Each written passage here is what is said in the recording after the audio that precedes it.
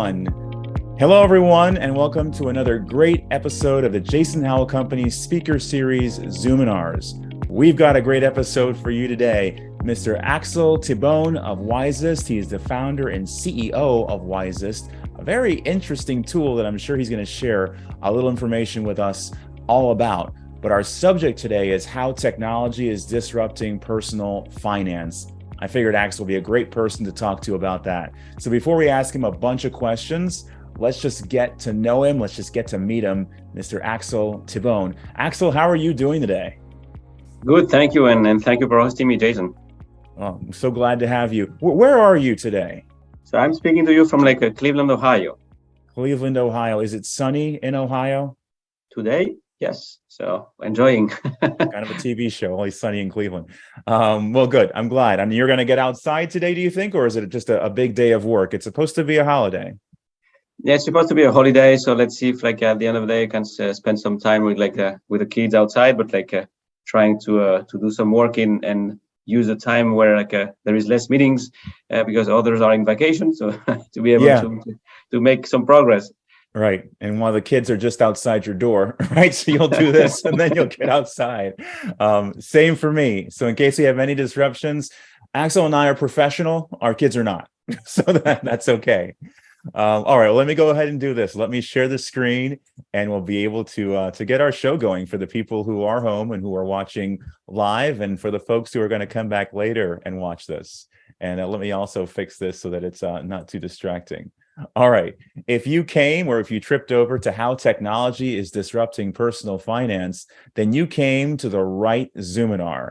We're so happy to have Mr. Thibone here, who I've learned in French, you don't pronounce the H. And so it's Thibone, as if the H were gone or silent. So glad to have you here from Wizest, which is a very interesting new platform that I'm sure he's going to tell us a little bit about. But before we go to the Q&A, let's just get a word from our sponsor. And of course, our sponsor is, as always, Jason Howell Company. We're a family wealth management firm located in the outskirts of Washington, D.C. I've got a business partner. His name is Doug Tees. And together, what we've done is create a kind of a virtual family office. We had a few accolades over the years, which we're very proud of. But we're most proud of just helping people feel better about their money, feel good about their money. Most people where we live are successful, they're busy, they have kids like Axel and I, and they just want to make sure they're doing everything right. If that describes you or someone you're thinking of, then just go to jasonhowell.com. Enough about that. Let's get over to Axel. Axel, your background is very cool. You're one of the few people I know that has gone from mechanical engineering to sort of software engineering and then to finance. And so that's a heck of a story. Yes. If I'm speaking to you from Cleveland today, and you mentioned before the H, so I'm from France originally. Yes, I started my career not at all in finance, but in being a mechanical industrial engineer in the automotive sector. So during the mid 2000s, I was part of the team that worked for one of the biggest car maker, the Renault Nissan group, and I was part of the team that designed one of the first mass-produced EVs, the Nissan Leaf. So that was a fun ride, but it's also the time when I started myself to think about finance because I was starting to work and saying I want to start building wealth for my future. And there was no solution available at all in the market that was satisfying to me. And I think I always had these in my mind until I was able to build Wizest. And that's maybe when I transitioned to little by little to some more finance roles and finance responsibilities and drove me to this interesting journey, I would say. I would say, I mean, and you got your MBA from MIT, which they must have known you were very smart. Is that how you went from kind of this mechanical engineering world all the way to head of strategy for two banks? That was the transition. Okay, that was the transition. Congratulations. To MIT, so going to I would say kind of a more technical science, I would say, focus school, MIT, but going to business school. So yeah, and so that's when I went to the more finance aspect of things. And after finishing the MBA, that's when I started working at a bank. leading the strategy effort for them. And so that means like a lot of things. And it's like I was like in charge of areas like marketing, operational efficiency, commercial planning, digital transformation, Wow. M&A. So all these like good things that are like that allows you to learn a lot in a very short period of time about like the world of banking and finance. And that was like a great experience that allowed me also to have the confidence and trust in myself of being able to build something like Wizest after that. And I was just speaking with someone last week at a networking event, fellow financial advisor working for a large brokerage firm. And he says their firm, which I'll keep it nameless for now, but they've been working for 2 years on getting a bank charter. And here you've started 2 online banks. And so just tell us, what's the difference between trying to get a bank charter, which takes forever apparently, and starting 2 virtual kind of banks? Yeah, so that getting a charter is a long journey, and I feel the pain of the of the person that you met. But like what happened on my case was like the first one, like virtualbank.com, was a bank that we acquired. We got through an acquisition, and so like we got this little digital bank, and like we decided to keep it and try to grow it and to use it like basically to leverage the fact that we were a bank with like a brick and mortar presence that was limited. Yes. And so the digital bank allowed us to have like a 50 state reach out. I see. And so what happened is like after we acquired the bank, like the CEO of the bank told me like, yeah, virtual bank is like is going to be yours. And so like, okay, so I managed like a virtual bank for a couple of years, managing the level of deposits that we were able to gather through this like I would say digital channel, and to be able to serve the needs in that the bank has on the lending side. So that was a way to balance everything, and that was like a nice introduction to like all these like digital universe in finance. And then as a result, like another bank called me to say, hey, can you build for us our own little digital bank? And so that's what I did with Totally Ray Bank. And to avoid the process of like getting a charter, what we did was like to piggyback on the existing charter of the existing main bank and say, hey, let's build like almost like a satellite where we can have like this digital brand with its own digital system, like different clients, different reach, but like so almost like a real new bank, but reusing the existing charter of the parent entity of the parent bank. So that's how we did it. And we went live in like 6 months. That was like a very short process. Yeah. Well, that sounds like a much smarter method. Just buy a bank. That makes it a lot easier. Wait, and before we go to the Q&A, not everybody knows Y Combinator, and I know not everybody knows where you got your MS in mechanical and industrial engineering. So first, can you pronounce, you said UPUV or something? How do you pronounce your university there? UPV. So that's like that's the Spanish one, because I had like I did it like in 2 schools, one in Spain, the UPV, and one in France, like and SAM, but it was like a dual degree, and that's where I had my first like master's before working in the automotive sector. So yes, that. Okay, got it. And Y Combinator, I mean, this is part of your street cred, right? Yes. So Y Combinator, at the end of the day, it's not like the full accelerator program. That's what I participated. It's like the school, but like it's when I started to work on Wizest, I said like, hey, what are the best place where we can learn about like setting up a startup? And Y Combinator is one of the most famous accelerator in the world, and they have this school program for people to be able to learn about like starting a startup. And so that's why I participated to that, and then I went through like a couple of other accelerator programs for real this time, in addition to Y Combinator, to the Y Combinator school. But yes, that was a way for me to learn from the best, and to try to do the right things when I was like working on Wizest at the beginning. Yeah, it's great. And so yeah, you are one of the most ideal people to talk about the intersection of finance and tech. So let's get to it. Here are the questions that I have for you. Looking forward to hearing some of these answers, and who knows, in the future, people may reach out to you with more questions. That's why I had your email address here, Axel@Wizest.com. But for now, let's get to the big first question that I have, which is, Why is finance such a great place for technology disruption? Yeah, that's a great question. And I went just looking at the question that you have here. Like I see that some of them would be like quick to answers, other would be like with there's a lot of elements in it Sure, that we can go through. But for the first one, and this one is like I would say a quick one for me, which is like why it's a great place for technology disruption. I think it's because the model and the way the industry works hasn't changed a lot in the last 50 or 60 years. So it's time now to yes. use technology as it has been used in other industries, and to try to shake up things and change the models and adapt like what we do with finance to the 21st century. Okay, and I guess that leads really well into that next question. So I might ask you questions on the second one. Exactly. I mean, I guess, have you seen the legacy players, the firms that we all know that advertise on TV? Are they passing that innovation test, or I guess you might say they're kind of failing, or maybe it's a C average? I don't know. Yeah, and here again, like I think like what is happening here is like very similar to other industries. Like when you have like the big players trying to do the shift, moving a big boat, it's much more difficult than moving a small one. Yes. So like it takes like a few years or many years to be able to adopt like technology and to make it in a way that is like nice and easy for the users. And so like the legacy players, it's the difficulty they have. It's like it's tough and it's a long process for them.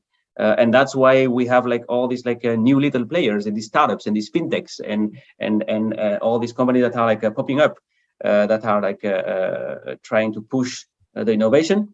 But at the end of the day, like what we see and what my diagnostic is like what happened so far, and it's always the first phase in like doing a change. Is like what you do is like you use technology to digitalize how things were done before, but without changing the model. So you have this first phase, which is like, let's make things digital. But then there is a second phase, which is now starting, I think, which is like, now let's change the model. And what I'm meaning by that is like, and trying to do an analogy is like, with like taking, for example, with like Uber, if I take an analogy that is easy, that everybody will understand, is like when it's easy for like the big taxi or cab companies to have like an app so you can schedule to get a taxi. Great. But it's the same level of service and the same experience as always, as before. So why Uber was successful? Because they changed the model. They just didn't do like just a digitalization of the service. And they did like knowing that the user knows at any time where the car is going to go through. There is a map, and you can follow your map, so that it's transparent for the user. It's not like you can trust the driver because you know and you can track what is happening. Then you don't have to go through the payment transaction with the taxi. It's something that is happening behind the scene in the background. So again, it's simplified. And then in terms of like I would say like the app also to be able to connect with the service, it's makes things much more approachable for anyone, and you don't have to go in the street and yell to get a taxi. So there is all these things that change the way we get the service, and so that's the same thing for finance that needs to happen now, meaning that we are thinking a lot about like Apple and Google taking on like financial services. So there is a lot of things that are coming around, and that will change everything. And that's where the exciting part is. And we want to be part of it with our little contribution with Wizest. Okay, so what I'm hearing you saying is there's one phase where, industries that are older, they just go to digital because why not? Everyone's online, internet, digital. But the really interesting play is step 2, which is where you think finance is now, in actually changing what the business model itself. Mm-hmm. And that's where the disruption is coming from. Exactly. Okay. So let's get more into that then, I guess. Tell me, and feel free to use your example of your firm. How is Wizest and other firms like it transforming and taking that step number 2 in changing the personal finance model?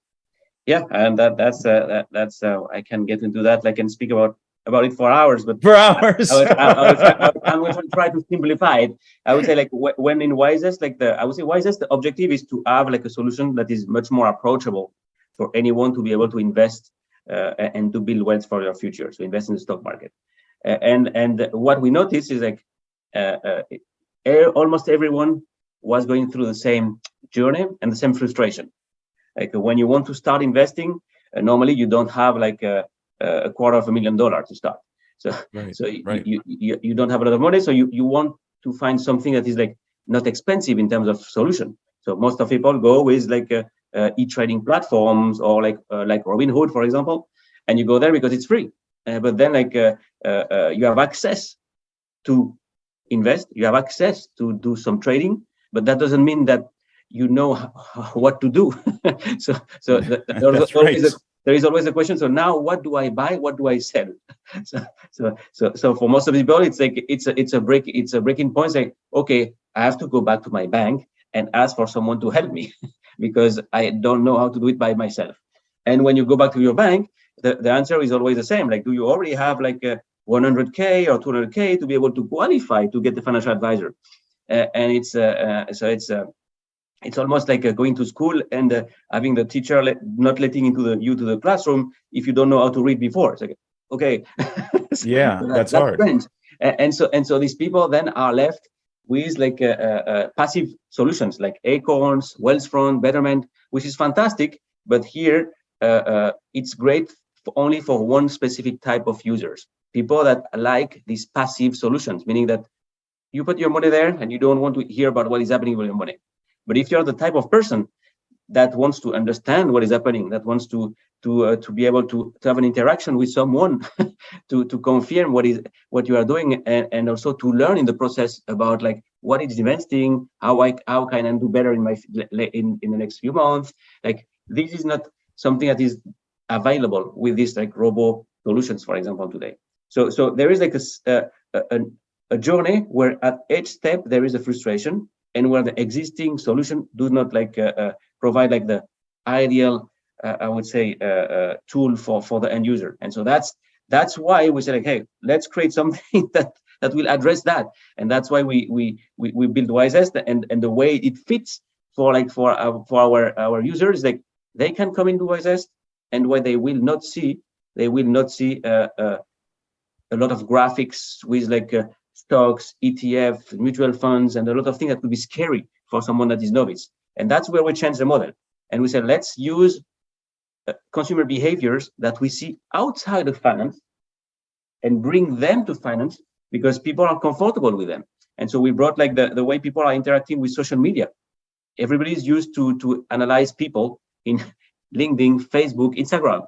So we say, okay, instead of having like this curve with this like products, let's have people. And so when you come into Wizest, you see people, you see financial advisors and financial, I would say, portfolio managers that are doing that in their real life, and that are participating to Wizest to share their what they do as a person, what is their investment strategy, and even their portfolios. And so you as a user say, okay, I like this person, this person, this person. I want to follow them and learn from them. And when you do that, when you learn from them, you also have the ability to open an account in Wizest and to basically to replicate their portfolio automatically. And Wizest will do that on your behalf. So as a user, you don't have to pick and choose the different the ETF XYZ, the mutual fund ABC. So you just replicate, and then you see what is happening with like the expert you are following. And if this expert he or she does a change, they're going to explain the change. Hey, I'm going to sell this and buy that because of this and this and that. And so you learn through Wizest about finance. So it's a full, I would say, experience where we're leveraging this consumer behavior we see in social media and apply that to finance. Yeah. So yeah, you said there's a lot there, right? Mm-hmm. There are areas where you mentioned how Wizest is sort of disrupting, because from what I heard you say, you log into the system, you don't see charts and numbers and graphs. You actually see people that you can follow, which we're all very used to with our AI feeds from the traditional social media players like the Facebooks and the Twitters, and I suppose for some of the Instagrams and the TikToks. You've created something like that where I'm going to follow people for a certain reason. In this case, for investing reasons. So that's maybe step number one about how you're really different. Yeah, and it's like for, as you just mentioned, it's for investing. So it's like to build wealth. It's not like to play a game like with meme stocks. So we're not trying to do what like Reddit is doing, where anyone can have an opinion and say like, hey, everyone buy this or everyone sell this. Right. No, that's not objective. Like we are not like trying to get like short-term gains and play the gamble. Here with Wizest is more about like, hey, the people that we have, the people that you are following, are real experts that we vet one by one. They have their credentials, so these are real financial experts in their real life, and the objective they are like sharing is build wealth. It's not like it's using the compounding effect that every speak about to make sure that in 20 years you will have like a nice capital through Wizest. It's not like to try to make like $100 in a day or two, like placing a gamble.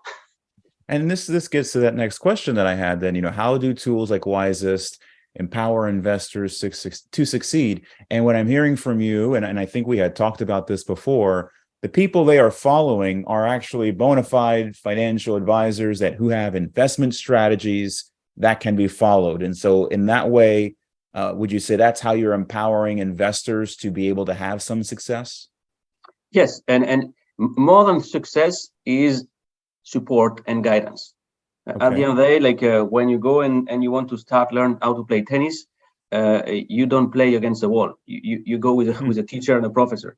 And that's the same thing. Like here we say, hey, we're going to put you in front of people that you can look up from them, like watch them, learn from them, and get their guidance. And so that's like it's a very simple process that we apply to investing. Well, and that's interesting in your system, because I haven't heard this. There are other organizations out there. You mentioned Robinhood. There's Public. There is I wrote a couple down as I was thinking. Webull, and then you have eToro. Exactly. You've got these different ones that are also trying to disrupt the model somewhat. But, just like a Vanguard, a Fidelity, and others, there's still this loneliness factor to some degree, right? There is loneliness factor. And then for like the one we mentioned before, like Robinhood, eToro, Webull, that are fantastic for what they offer. But they are trading. So basically, like the user is going to trade like one security at a time.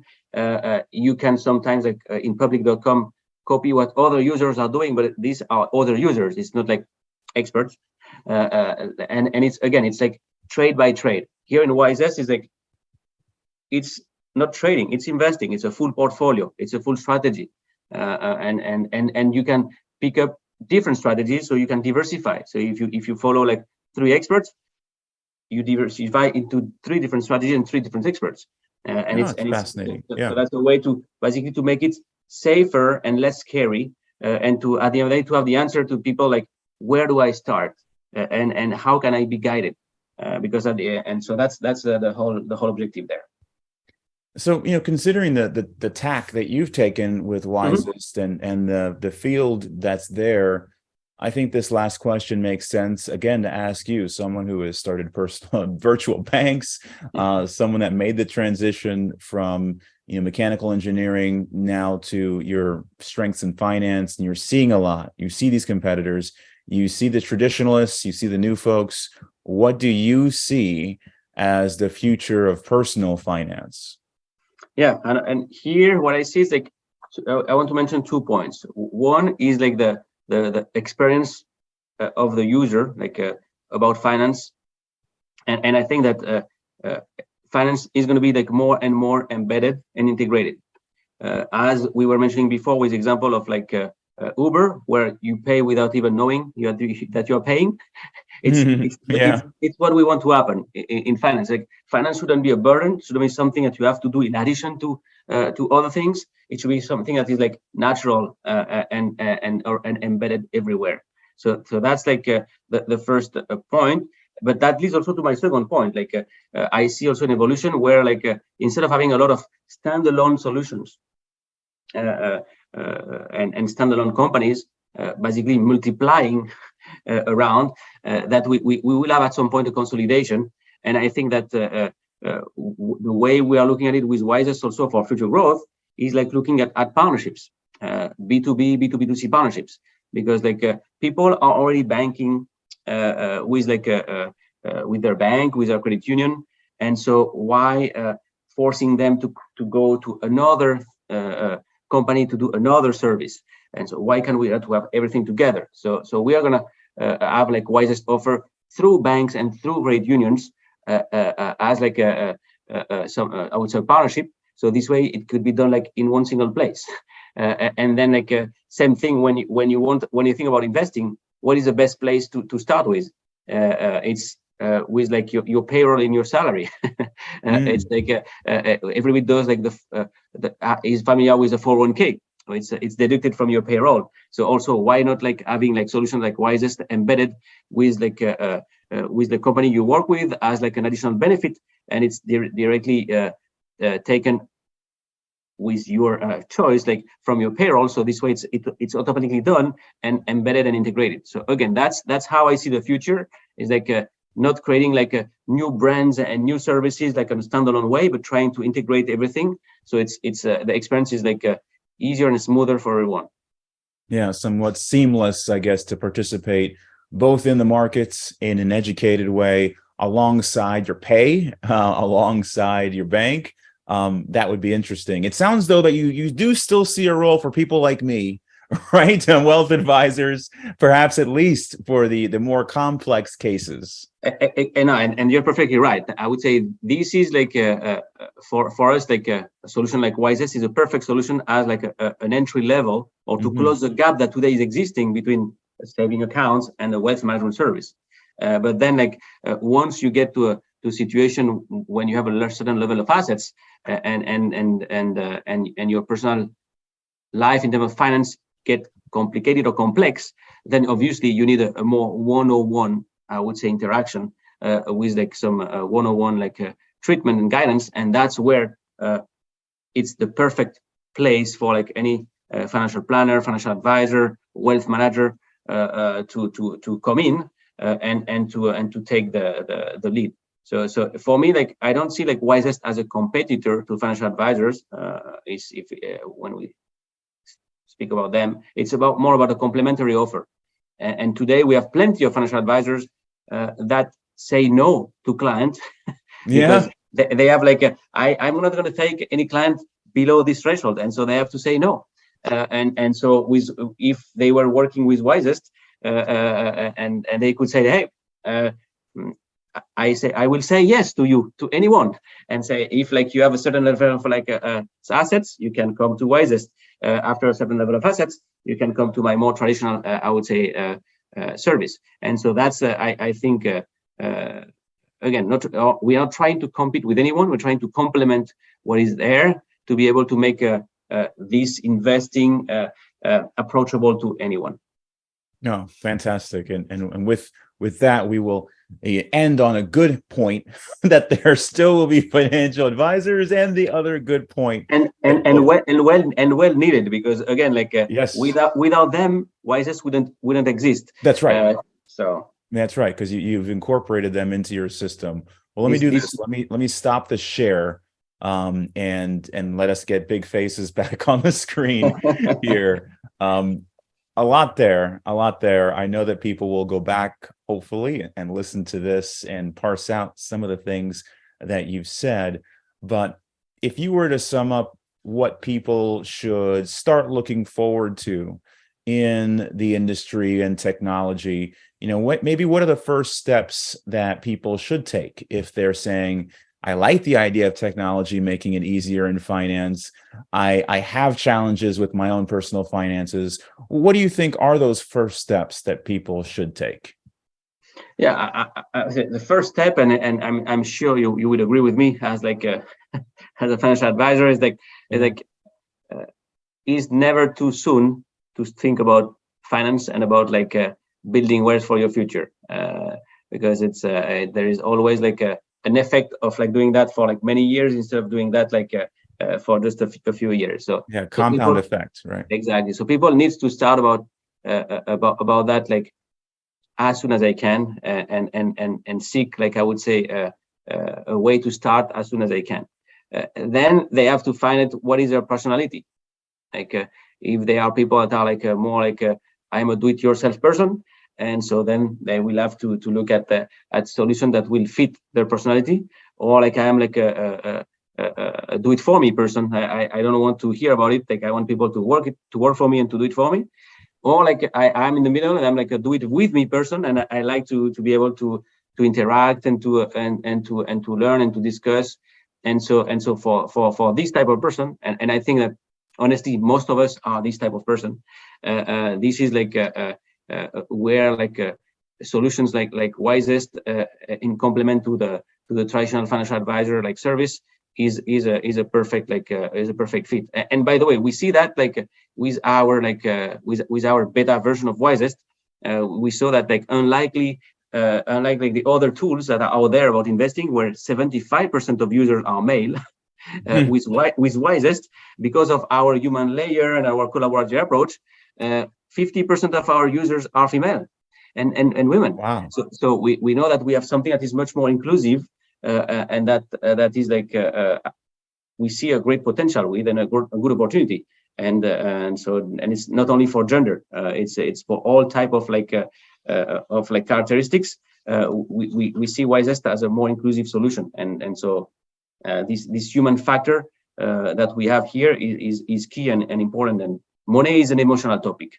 People like to speak about money with other people, and so like that's where people need to start. They need to speak about it, share about it very soon, and then like look for what is the best fit for them without delaying the process. Wow. The work with me solution that makes it more equitable across the gender spectrum. That's terrific. Axel Thibone, founder, CEO of Wizest. Thank you so much for spending some time with us today and having this go out for ever and a day online. We're happy to learn more about what we see and what you see as the future of technology and finance. It sounds like it's pretty exciting. Perfect. No, thank you for hosting me. And again, like if anyone is interested in what we do at Wizest, because I think it's kind of a new model, like feel free to jump into our website, wizest.com, to visit our like social media and follow us there, and give it a try. So we're happy to get like as many people on board as we can, and to get the feedback and to make the tool better for the users. So here we are. Wizest.com, Wizest.com. And with that, we yield the balance of your time. Bye, everyone. Thank you.